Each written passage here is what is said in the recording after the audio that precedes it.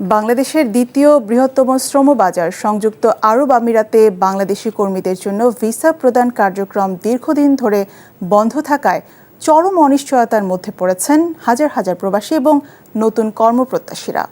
আজ আমরা আলোচনা করব দুবাই ভিসা কি চালু আছে নাকি বন্ধ আছে, তাহলে যেভাবে লোকজন যাচ্ছে তারা কিভাবে যাচ্ছে, mainland versus free zone, company visa এবং বাংলাদেশিদের জন্য বাস্তব সুযোগ কতটুকু রয়েছে। আসসালামু আলাইকুম, welcome to our brand new tutorial. আপনারা যারা দুবাই বা সংযুক্ত আরব আমিরাতে কাজের উদ্দেশ্যে যেতে চান, আজকের এই ভিডিওটি আপনাদের জন্য অত্যন্ত গুরুত্বপূর্ণ হতে যাচ্ছে, কারণ আজ আমরা আলোচনা করব দুবাই ভিসা কি চালু আছে নাকি বন্ধ আছে, তাহলে যেভাবে লোকজন যাচ্ছে তারা কিভাবে যাচ্ছে, mainland versus free zone, company visa এবং বাংলাদেশিদের জন্য বাস্তব সুযোগ কতটুকু রয়েছে। বরাবর মতোই আপনাদেরকে স্বাগত জানাচ্ছি Darul07 অফিসিয়াল ইউটিউব চ্যানেলে। তো অবশ্যই আপনারা যারা নতুন দর্শক রয়েছেন আমাদের চ্যানেলটি সাবস্ক্রাইব করে দিবেন এবং পাশে থাকা বেল আইকনটি অন করে দিবেন এরকম ইনফরমেটিভ ভিডিও পাওয়ার জন্য। এবং আপনারা কোন ধরনের ভিসা রিলেটেড ভিডিও চান অবশ্যই কমেন্ট করে জানাবেন, আমরা আপনাদেরকে সেই রকম রিলেটেড তথ্য দেওয়ার চেষ্টা করব। চলুন তাহলে শুরু করা যাক। বর্তমান পরিস্থিতি ভিসা বন্ধ, কিন্তু লোক যাচ্ছে কিভাবে? সাধারণভাবে বলা হচ্ছে দুবাই ভিসা বন্ধ, কিন্তু বাস্তবতা হচ্ছে সব ভিসা বন্ধ নয়। বিশেষ করে যেসব বড় বড় কোম্পানি রয়েছে যেমন ট্রান্সগার্ড, সেব্রু, ননস্টপ বা ফ্রি জোন ভিত্তিক যে কোম্পানিগুলো রয়েছে তারা এখনো বিশ্বের বিভিন্ন দেশ থেকে কর্মী নিয়োগ দিচ্ছে। এই প্রতিষ্ঠানগুলো ওয়ার্ক পারমিট ভিসা বা ফ্রি জোন স্পন্সর ভিসা ব্যবহার করে বাংলাদেশ সহ ভারত, পাকিস্তান সহ অন্যান্য দেশ থেকে শ্রমিক নিয়ে যাচ্ছে, কারণ এই দেশগুলোর শ্রমিকরা অল্প বেতনে কাজ করতে আগ্রহী এবং পরিশ্রমী। ফলে এই কোম্পানিগুলোর কাছে তারা চাহিদা সম্পন্ন যে কোনো কাজই করতে পারে। মেইনল্যান্ড ভার্সেস ফ্রি জোন কোনটা এখন চালু? মেইনল্যান্ড ভিসা বর্তমানে মেইনল্যান্ড সাধারণত লেবার ভিসাগুলো বন্ধ রয়েছে। এই ভিসা দিয়ে আপনি এনওসি বা যে কোনো কোম্পানির কাজ করতে পারেন, তবে এখন এইসব প্রক্রিয়া স্থগিত রয়েছে। ফ্রি জোন ভিসা এখন চালু আছে এবং কার্যকর। এই ভিসায় একবার যে কোম্পানিতে আপনি প্রবেশ করবেন আপনাকে সেখানেই কাজ করতে হবে। এই ভিসা অন্য কোনো কোম্পানিতে ট্রান্সফার করার সুযোগ নেই।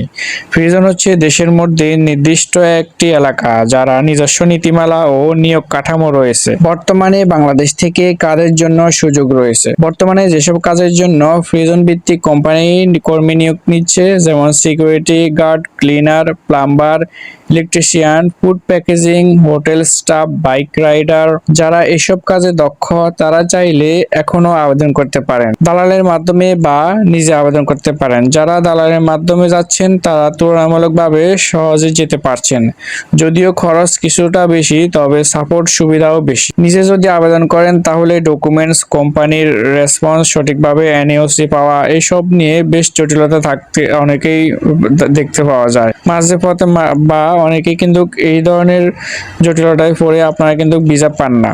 তো ভুল তথ্য প্রচার ও বাস্তবতা, ইউটিউব বা বিভিন্ন টিকটক অনেকেই বলে থাকেন যে ভিসা খুলে গেছে, আজ থেকে সবার জন্য দুবাই ভিসা ওপেন, কিন্তু এই তথ্যগুলো সঠিক নয়। এগুলো অনেক সময় ভিউ বাড়ানোর জন্য প্রচার করা হয়। সত্য হচ্ছে যে সব ভিসা এখনো চালু হয়নি, শুধুমাত্র ফ্রি জোন, কোম্পানি বা ওয়ার্ক পারমিটের মাধ্যমে সুযোগ পাওয়া যাচ্ছে। ড্রাইভার ও হাই প্রফেশনালদের জন্য কি সুযোগ আছে বর্তমানে? Taxi driver, visa sales recruitment, hospitality sector, engineering এবং টেকনিক্যাল স্টাফ, এই পদের জন্য কিছু কিছু ভিসা এখনো ইস্যু হচ্ছে। তবে মনে রাখতে হবে যে এই সব পদে যেতে হলে আপনাকে প্রমাণ করতে হবে যে দক্ষ এবং পূর্ব অভিজ্ঞতা সম্পন্ন রয়েছে। মহিলাদের ভিসা বর্তমানে সীমাবদ্ধতা রয়েছে। আগে যেখানে খাদ্যমা ভিসা বা গৃহকর্মী ভিসা দিয়ে অনেকেই যেতেন, এখন সেগুলোর সংখ্যা অনেক কমিয়ে আনা হয়েছে। তবে কিছু নির্দিষ্ট প্রোফাইলে এখনো সুযোগ রয়েছে, কিন্তু সেটা সীমিত ও কঠোর শর্ত সাপেক্ষে। নতুন কিছু কূটনৈতিক পরিবর্তনের কারণে বাংলাদেশের অবস্থান, সম্প্রতি পাকিস্তান ও ইউ এর মধ্যে কিছু কূটনৈতিক চুক্তি হয়েছে, যার ফলে পাকিস্তানের নাগরিকরা সহজে ভ্রমণ করতে পারছেন, কিন্তু বাংলাদেশ এখনো সেই সুবিধা পাচ্ছে না। এর পেছনে রয়েছে জালিয়াতি তথা গোপন ও কনসিলেন্ট মিসআন্ডারস্ট্যান্ডিং সহ নানা কারণ। এই জন্য বাংলাদেশের জন্য এখনো অনেক কিছু চ্যালেঞ্জিং। আমাদের সচেতনতা বাড়াতে হবে। প্রিয় প্রবাসী ভাইয়েরা, যারা দুবাই যেতে চান তারা প্রথমেই বুঝে শুনে সিদ্ধান্ত নিন। ফ্রি জোন ভিসা এখনো চালু আছে, তবে সব পদে নয়। কাজের অভিজ্ঞতা থাকলে প্রাধান্য পাবেন। দালালের মাধ্যমে যেতে পারেন, তবে চেনা জানা দালাল হোক, ডকুমেন্টস হোক, পুরোপুরি ঠিকঠাক ভুল তথ্য থেকে সিদ্ধান্ত নেবেন। পরবর্তী ভিডিওতে আমরা দেখিয়ে দেব কিভাবে নিজে নিজে প্রিজন বা কোম্পানি অফার অনুযায়ী আপনারা সেখানে গিয়ে বা কোম্পানি অফার অনুযায়ী আপনারা আবেদন করতে পারেন। এই ধরনের ইনফরমেটিভ নিয়ে আসবো। সো প্রিয় প্রবাসী ভাইয়েরা, সর্বশেষ আপনাদেরকে একটাই কথা বলতে চাই, আপনারা যারা দুবাই সহ বিশ্বের অন্যান্য দেশে আপনারা মুভ অন করতে চাচ্ছেন, সেখানে গিয়ে আপনারা আপনাদের ভবিষ্যৎ পরিকল্পনা করতে চাচ্ছেন, এই জন্য আপনাদেরকে অবশ্যই লিগেল ডকুমেন্টস দিয়ে অ্যাপ্লিকেশন করতে হবে এবং সম্পূর্ণ লিগেল ওয়েতে কিন্তু আবেদন করতে হবে। বর্তমানে বাংলাদেশের এসব জালিয়াতির কারণে কিন্তু বাংলাদেশের সর্বসাধারণ জনগণ সবাই কিন্তু বিভিন্ন ভিসা জটিলতায় ভুগছেন। সো এই ভিসা জটিলতার ক্ষেত্রে আমরা যারা সাধারণ জনগণ রয়েছি তারাই কিন্তু বিশেষ করে দায়ী। কারণ হচ্ছে আমরা আমাদের স্বার্থ হাসিল করার জন্য আমরা আমাদের বয়স বৃদ্ধি করে থাকি, আমরা ফেক ডকুমেন্টস জমা দিয়ে থাকি, জাল সার্টিফিকেট জমা দিয়ে থাকি এবং জাল কাজের সার্টিফিকেট জমা দিয়ে থাকি। আমরা হয়তো একটা কাজের জন্য ভিসা নিতেছি, অথচ আমি সেই কাজে অভিজ্ঞ নয়, কিন্তু দেখা যাচ্ছে যে ভুয়া সার্টিফিকেট, জাল ডকুমেন্টস দিয়ে কিন্তু আমি সেই কাজটি পেয়ে যাচ্ছি অথবা চাকরিটি পেয়ে আমি কিন্তু ওই ভিসাটা নিয়ে কিন্তু সে দেশে মুভ অন করতেছি।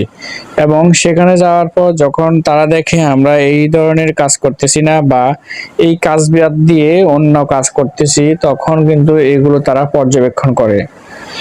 এখন মনে করেন যখন আপনি এই ধরনের কাজগুলো 1 দিন 2 দিন 3 দিন 5 দিন করবেন, তখন কিন্তু একজনের চোখে পড়ে যাবে। তো দীর্ঘদিন ধরেই বাংলাদেশের অনেক মানুষ, প্রায় 25% বাংলাদেশি এই ধরনের জালিয়াতি করতেছে। প্রায় আপনার কি বলেন 4 ভাগের 1 ভাগ কিন্তু বাংলাদেশিরাই।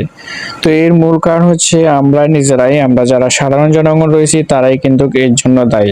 তো অবশ্যই আমাদেরকে এই ধরনের কাজগুলো থেকে বিরত থাকতে হবে এবং সতর্ক থাকতে হবে, যাতে এই ধরনের কাজগুলো যারা কেউ করতে না পারে। সো এই হচ্ছে মূল বিষয়। আশা করি আপনারা সবাই বুঝতে পেরেছেন। তো অবশ্যই যারা দুবাই সহ অন্যান্য দেশে যেতে চান, অবশ্যই আপনারা সকল তথ্য যাচাই বাছাই করে তারপরে আপনারা ভিসার জন্য অ্যাপ্লিকেশন করবেন। এবং যারা এজেন্সি ভিত্তিক দালাল বা এজেন্সি ভিত্তিক করতে চান, অবশ্যই সঠিক ইনফরমেশন তথ্য নিয়ে তারপরে লেনদেন করবেন। আমরা সবসময় আপনাদেরকে সতর্ক করে থাকি যে লেনদেনের ক্ষেত্রে অবশ্যই সতর্কতা অবলম্বন করবেন। কখনই আপনারা তাদেরকে ভিসা পাওয়ার আগেই কোনো টাকা পয়সা দিবেন না। হয়তো দিবেন সামথিং 10, 15, 20, 25 হাজার, কিন্তু মনে করেন 1 লক্ষ 2 লক্ষ টাকা এরকম বড় কোনো অ্যামাউন্ট দিবেন না। সামথিং কিছু খরচ দিয়ে দিবেন, মোটামুটি একটা খরচ, যাতে তারা কাজটা করার জন্য উদ্বুদ্ধ হয়। দেন আপনারা যখন ভিসাটি হাতে পাবেন, ভিসা হাতে পাওয়ার পরেও আপনারা জাল ভিসা নাকি অরিজিনাল ভিসা সেটাও কিন্তু চেক করে নিতে হবে। চেক করার পর আপনি কনফার্ম হবেন, দেন আপনার তাদের সাথে ডিলে যাবেন বা তাদের যেই ক্রাইটেরিয়া রয়েছে, তাদের যে ভিসার খরচগুলো রয়েছে সেগুলো দিয়ে দিবেন। তো এই হচ্ছে মূল বিষয়। আশা করি সবাই বুঝতে পেরেছেন। এরপরে আপনাদের যদি কোনো কমেন্টস বা আপনাদের যদি কোনো প্রশ্ন হয়ে থেকে থাকে, অবশ্যই আমাদেরকে করতে পারেন। আমরা অবশ্যই চেষ্টা করব আপনাদেরকে সেই প্রশ্নের উত্তর দেওয়ার জন্য। যতটুকু আমরা জানি বা যতটুকু দেওয়া সম্ভব অবশ্যই আপনাদেরকে জানানোর চেষ্টা করব। তো অবশ্যই আমরা অনেক সময় ভিডিও বানাই, ভিডিওতে ভুল ভ্রান্তি হতে পারে, তো ক্ষমার দৃষ্টিতে দেখবেন সবাই। আশা করি সবাই আমাদের এই ভিডিওগুলো দেখেন উপকৃত হন। সো এই ভিডিও করার সময় আমাদের বিভিন্ন ভুল ভ্রান্তি হতে পারে, হয়তো মুখের জড়তা উচ্চারণেও ভুল ভ্রান্তি হতে পারে। তো সেই পরিপ্রেক্ষিতেই আমাদেরকে ক্ষমা দৃষ্টিতে দেখবেন। আর অবশ্যই ভিডিওটি অন্যদের মাঝে শেয়ার করে দেবেন। সবাইকে ধন্যবাদ। আসসালামু আলাইকুম।